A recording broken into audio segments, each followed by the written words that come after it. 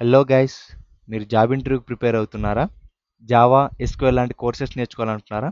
అయితే నా channel subscribe చేసుకొని పక్కనే ఉన్న బెల్ ఐకాన్ క్లిక్ చేయండి. నేను వీడియో పెట్టగానే మీకు నోటిఫికేషన్ వచ్చేస్తుంది. Thank you. So next, type of variables. So మనం ప్రీవియస్ క్లాస్లో వేరియబుల్స్ని ఎలా క్రియేట్ చేస్తామో చూసాం. ఒక డేటా టైప్ ఇచ్చేసి దానికి ఒక వేరియబుల్ నేమ్ ఇచ్చి ఆ డేటాను మనం అసైన్ చేస్తాం.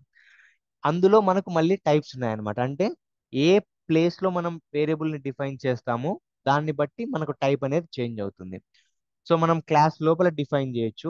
వాటిని ఒక టైప్ ఆఫ్ వేరియబుల్స్ అంటారు. క్లాస్ లోపలనే మళ్ళీ మెథడ్ లోపల కూడా క్రియేట్ చేయొచ్చు. వాటిని ఇంకొక నేమ్తో కాల్ చేస్తారనమాట.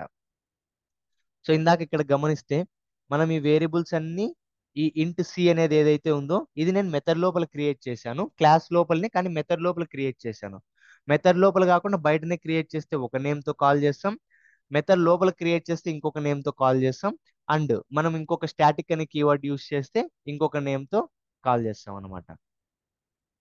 సో ఎగ్జాంపుల్ కోసం నేను ఇంకొక క్లాస్ క్రియేట్ చేస్తాను, వేరియబుల్ టైప్స్.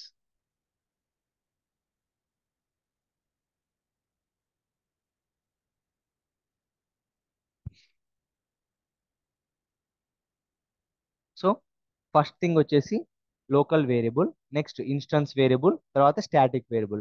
ఇవి మనకు వేరియబుల్స్లో ఉన్నటువంటి 3 types of variables.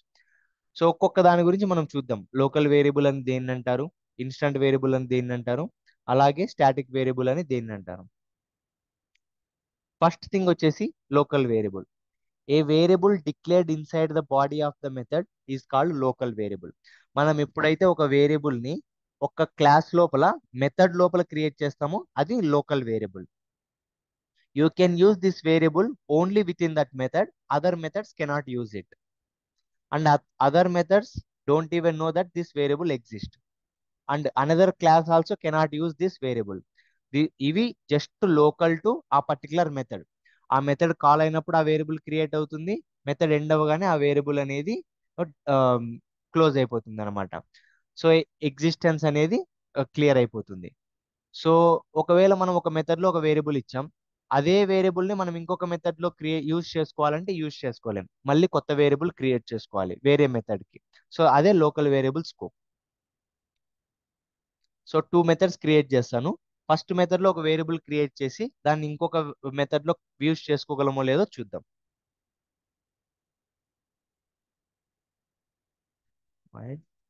Temporary one, ఒక టెంపరరీ మెథడ్ క్రియేట్ చేశాను.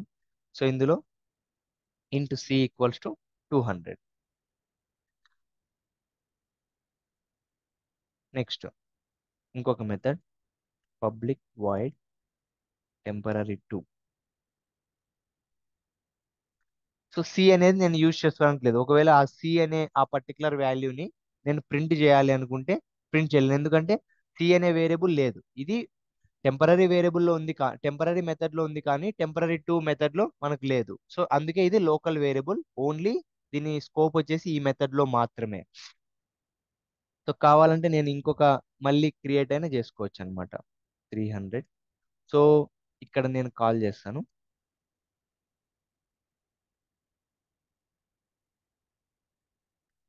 సో ఇప్పుడు ఏమవుతుందంటే నేను మెయిన్ మెథడ్ నుంచి టెంప్ 1 క్లాస్ క్రియేట్ చేస్తే 200 ప్రింట్ అవుతుంది. ఒకవేళ నేను మెయిన్ మెథడ్ నుంచి టెంప్ 2 మెథడ్ కాల్ చేస్తే మనకు 300 అనేది ప్రింట్ అవుతుంది. ఎందుకంటే ఇందులో ఉన్నటువంటి లోకల్ వేరియబుల్ 200 వాల్యూ, ఇందులో ఉన్నటువంటి లోకల్ వేరియబుల్ 300 వాల్యూ. ఈ మెథడ్ లో ఉన్న లోకల్ వేరియబుల్ సి ఉందనేసి ఈ మెథడ్ కు తెలీదు. అండ్ ఈ మెథడ్ లో సి అనే వేరియబుల్ ఉందనేది ఈ మెథడ్ కి తెలియదు. ఇవి completely local variables to these particular methods. దీని స్కోప్ వచ్చేసి వెరీ వెరీ లెస్. నెక్స్ట్ మనం ఎక్కువగా యూజ్ చేసే variables instance variables. So instance variables అంటే మనం ఈ వేరియబుల్ ని ఇన్సైడ్ క్లాస్ క్రియేట్ చేస్తాం, but out side of the method. So ఇలా క్రియేట్ చేసేదాన్ని ఇన్స్టంట్ వేరియబుల్ అంటారు. సో ఇన్స్టన్స్ వేరియబుల్ అండ్ ఇవి నాన్ స్టాటిక్. అంటే మనం స్టాటిక్ అనే కీవర్డ్ యూజ్ చేయకపోతే ఇవి నాన్ స్టాటిక్ వేరియబుల్స్ అన్నమాట. దీని స్కోప్ వచ్చేసి మనం ఆబ్జెక్ట్ క్రియేట్ చేసినా ఆ వేరియబుల్ యూజ్ చేసుకోవచ్చు. లేదు, మనం ఒక్కసారి పైన డిఫైన్ చేసిన తర్వాత ఏ మెథడ్ లో కావాలన్నా మనం ఆ వేరియబుల్స్ ని యూజ్ చేసుకోవచ్చు.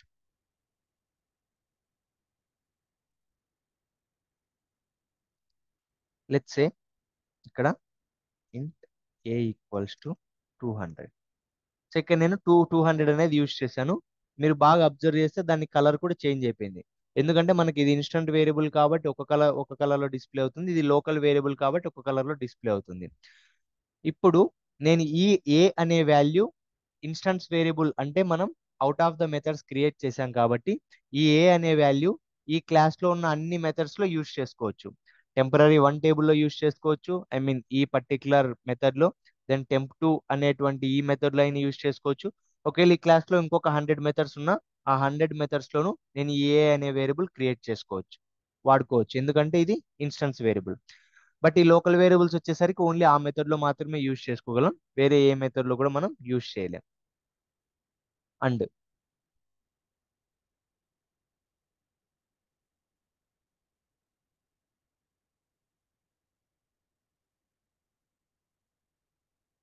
సో మనం వి డాట్ అని ఇచ్చేసి మనం ఎలాగైతే మెథడ్స్ అన్నిటిని యాక్సెస్ చేసుకుంటామో సేమ్ వేలో ఇన్స్టాన్స్ వేరియబుల్స్ కూడా యాక్సెస్ చేసుకోవచ్చు. ఏ వి ఆఫ్ ఏ అంటే మనకు ఇందులో 200 వాల్యూ ఉంటుంది. సో మనం ప్రింట్ చేయాలనుకున్న ప్రింట్ చేయొచ్చు.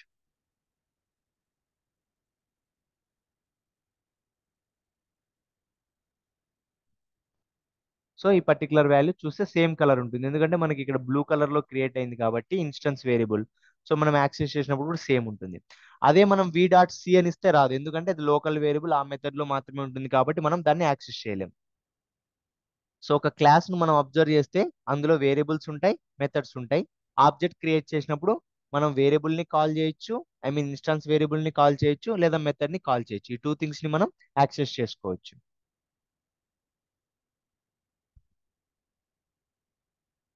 సో ఇది మనకి ఇన్స్టాన్స్ వేరియబుల్ కి లోకల్ వేరియబుల్ కి డిఫరెన్స్. ఒకవేళ నేను ఇందులో యూజ్ చేసుకోవాలనుకున్న ఏ వాల్యూని యూజ్ చేసుకోవచ్చు, సేమ్ సేమ్ కలర్ వస్తుంది మనకి.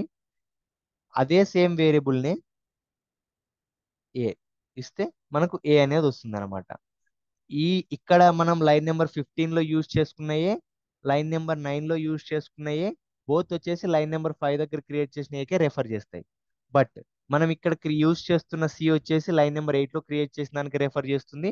ఇక్కడ క్రియేట్ చేసినటువంటి సి ఇక్కడ లైన్ నెంబర్ 14 లో క్రియేట్ చేసిన సికి రెఫర్ చేస్తుంది అనమాట. అది మనకు difference between local variable and instance variable.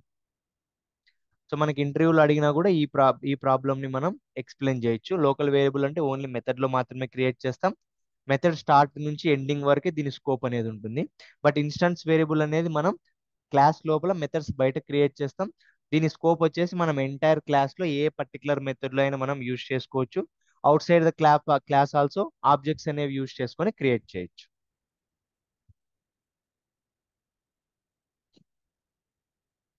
So next అనేది స్టాటిక్ వేరియబుల్.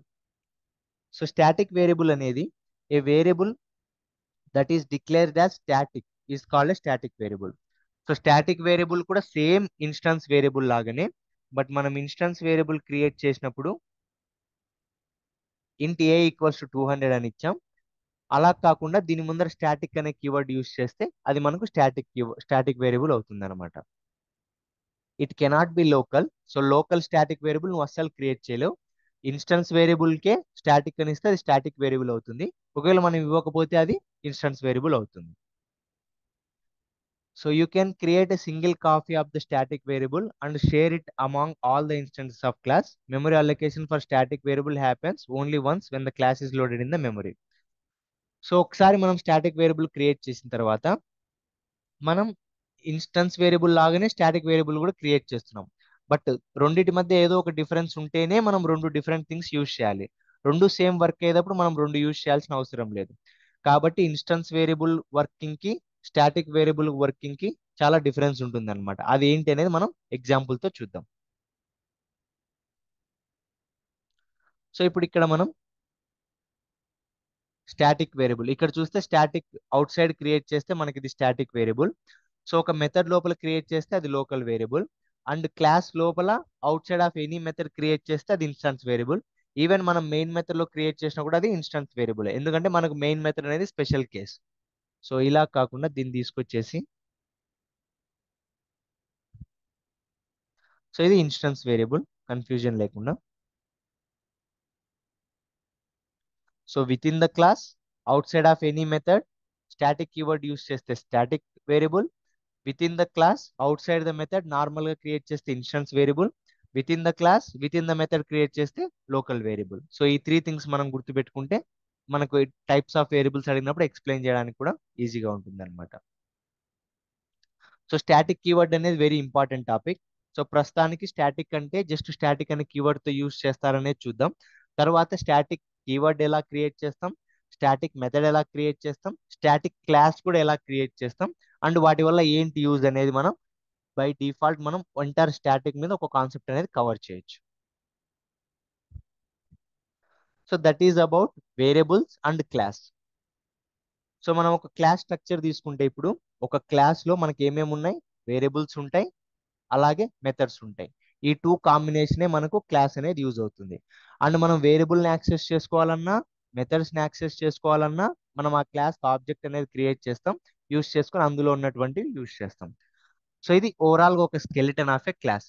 మనం రియల్ టైంలో తీసుకున్నా, ఎక్కడ మనం ఏ ప్రాజెక్ట్లో తీసుకున్నా, మనం ఏదైనా వర్క్ చేయాలన్నా, ఆన్లైన్ కంపైలర్లో మన కోడ్ రాయాలన్నా, ఏ వర్క్ చేయాలన్నా కూడా మనం ఫస్ట్ ఒక క్లాస్ క్రియేట్ చేస్తాం. ఆ క్లాస్ లోపల మనం వేరియబుల్స్ క్రియేట్ చేసుకుంటాం, అలాగే మెథడ్స్ క్రియేట్ చేసుకుంటాం. అండ్ ఒకవేళ ఒక మెథడ్ ఇంకొక మెథడ్ లో యూజ్ చేసుకోవాలనుకుంటే అలా కాల్ అయినా చేయొచ్చు. ఒక వేరియబుల్ ని మనం ఇంకొక మెథడ్ లో యూజ్ చేయాలంటే ఇన్స్టెన్స్ వేరియబుల్ ని, సో వాటి వాల్యూస్ ని కూడా మనం యూజ్ చేసుకోవచ్చు. ఇలా మనకు రియల్ టైమ్ లో వర్క్ అవుతుంది with in the class. Next next topics వస్తాయి. ఒక క్లాస్ నుంచి ఇంకొక క్లాస్ ని ఎలా కాల్ చేస్తాం, ఒక క్లాస్ నుంచి ఇంకొక క్లాస్ లో ఎలా ఆబ్జెక్ట్స్ క్రియేట్ చేసుకుంటాం, అవి కూడా మనం చూడొచ్చు. సో ప్రస్తుతానికి మనం ఒక క్లాస్ లో ఆ క్లాస్ లో ఉన్నటువంటి వేరియబుల్స్, మెథడ్స్, ఒక మెథడ్ నుంచి ఇంకొక మెథడ్ ని ఎలా కాల్ చేస్తాం, ఒక మెథడ్ నుంచి మన ఇన్స్టెన్స్ వేరియబుల్స్ ఎలా కాల్ చేస్తాము చూసాం. సో ఇది విత్ ఇన్ ద క్లాస్.